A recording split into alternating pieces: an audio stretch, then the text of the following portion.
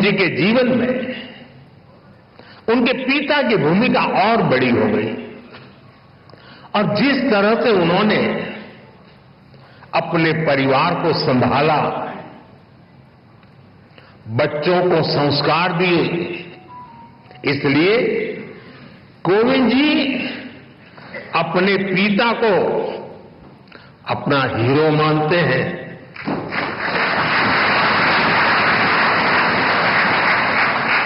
साथियों, बचपन के इन संघर्षों के बीच कोविंद जी ने शिक्षा को अपने सामर्थ्य को बढ़ाने का मार्ग बनाया। उन्होंने मेहनत की, उन्होंने संसाधनों की कमी को कमजोर नहीं बनने दिया और एक ऐसे मुकाम तक पहुंचे जिसकी कल्पना भी तब लोगों ने नहीं की होगी। वो भारत जैसे विशाल देश के राष्ट्रपति बने। साथियों, इतने बड़े पद पर पहुंचने के बाद भी कोविंद जी का विनम्र व्यक्तित्व, उनकी सादगी ऐसे ही कायम रही। मुझे याद है, प्रधानमंत्री के तौर पर मैं राष्ट्रपति भवन में उनसे मिलने जाता था। प्रोटोकॉल के हिसाब से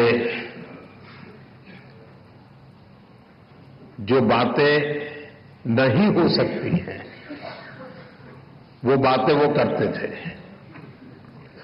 वो प्रधानमंत्री को छोड़ने के लिए गाड़ी के दरवाजे तक आते थे।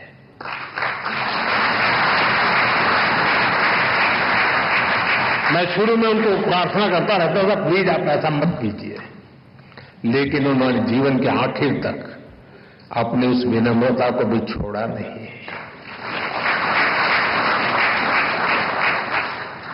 राष्ट्रपति बनने के बाद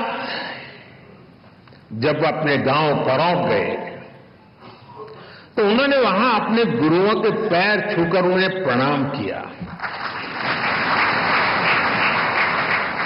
गांव की मिट्टी को नमन करके उन्होंने गांव के सामान्य लोगों का धन्यवाद किया। पूरे देश ने वो भावुक दृश्य देखा था। उनके इस आचरण में दुनिया के सामने भारत के संस्कारों की ऐसी तस्वीर सामने रखी जिस पर हर भारतवासी गर्व करता है। साथियों, गुलामी के सैकड़ों साल में हमारे देश ने आर्थिक और सामाजिक रूप से बहुत कुछ खोया था। हमारे पूर्वजों ने सदियों तक संघर्ष किया। महात्मा गांधी, बाबा साहब आंबेडकर, ज्योतिबा फूले, सावित्रीबाई फूले, ऐसी कितनी ही महान विभूतियों ने भारत के नवनिर्माण का सपना देखा था।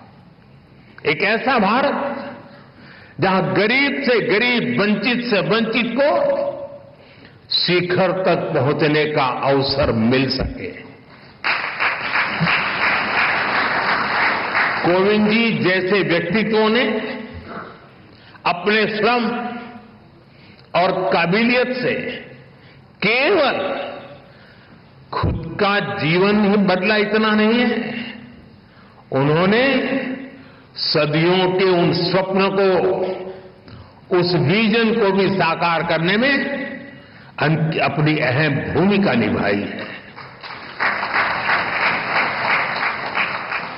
और इस दिशा में हम सबके प्रयास अभी भी जारी है। हमें भविष्य में कोविंद जी जैसे अनेकों युवा चाहिए जो परेशानियों से परास्त न हो,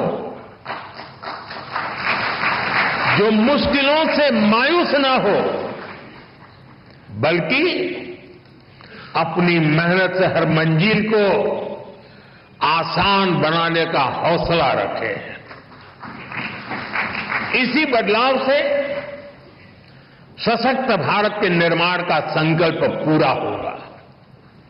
यहीं से आत्मनिर्भर और विकसित भारत का रास्ता बनेगा।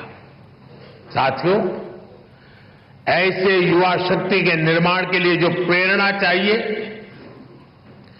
कोविंद जी की ऑटोबायोग्राफी उसका अहम स्रोत बन सकती है।